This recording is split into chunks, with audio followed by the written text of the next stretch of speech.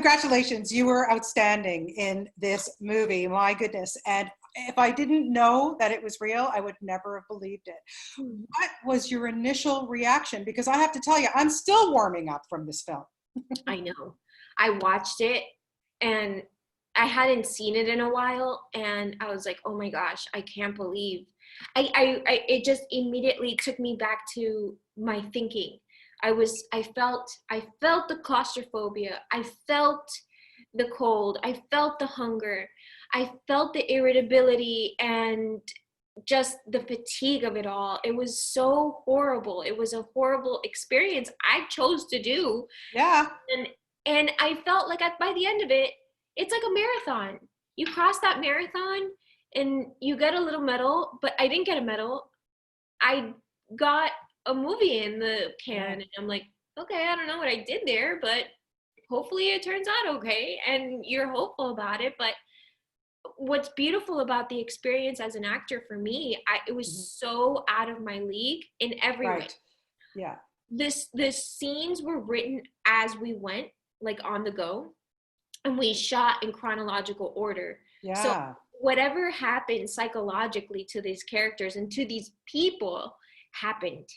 So it was very organic, and Brendan was smart. Brendan was really smart in shooting it that way, because our instinct took over in this film. I was going to ask you that because I knew that it was in chronological order. So I figured that you were kind of experiencing psychologically what the characters went through. And I have to say, I mean, you and Vincent, you're in this freezer truck for I don't know how many days. It's just the two of you. You got to really love your scene partner to be able to do a film like this. And trust. You have to trust your scene partner. Yeah.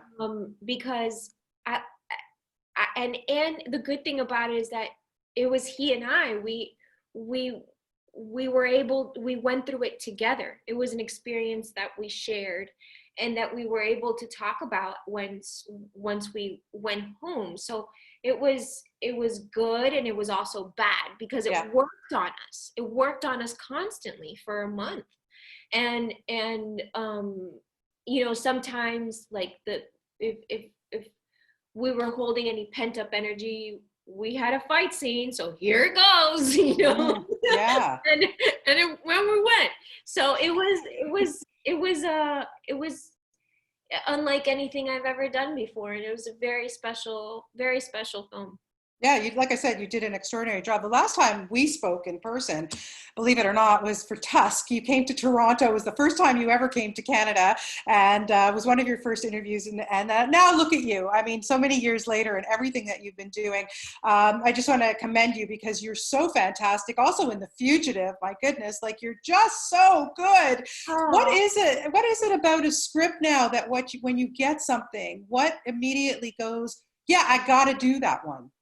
Well, I mean, look, for me, being a Latina actress, I feel like it comes with its own set of challenges. Sure. And the opportunities are very, different for me.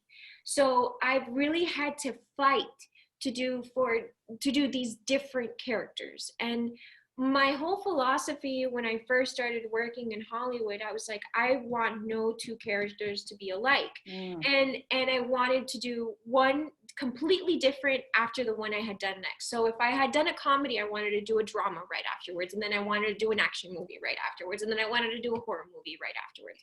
Yeah. So it was like I was always changing, and I was trying to prove to this town, like, hey, I could do this, and I could do that, and I could do this. Don't pigeonhole me into a character of a Latina.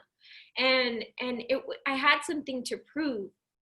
Now I'm kind of like at a point where I feel like I do have to continue to fight for the Latinx community, and I as far as if I get a job, then I'm winning. Then my community is winning, and I try to defend it as best as possible. So that is my whole thing. Just keep on opening doors for the Latinx community.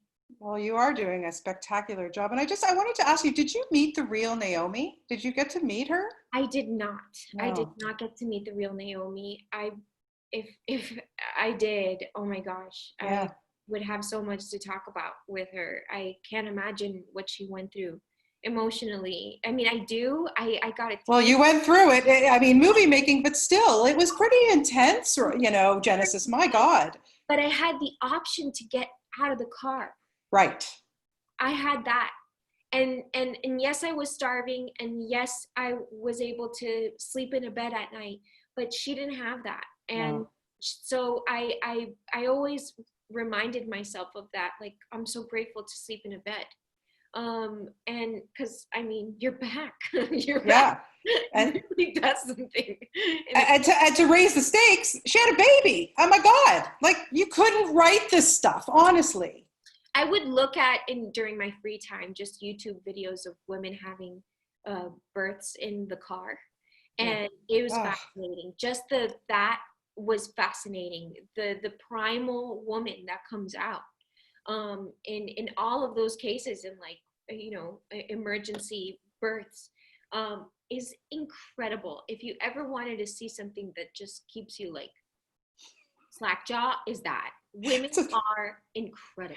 it's okay. I have had two of my own. It's okay. Thanks very much. But listen, congratulations to you. It's always such a pleasure to talk to you. You are really a bright star. And honestly, I can't wait to see how much more you've got coming at us. But when this pandemic is over, come back to Toronto. I We'll can't have a coffee, okay? I would love that. I'll take you up on that, Bonnie. And not in the winter. Yes, not in the winter. Have a great day, Genesis. Always Stay great to talk safe. to you. Bye-bye.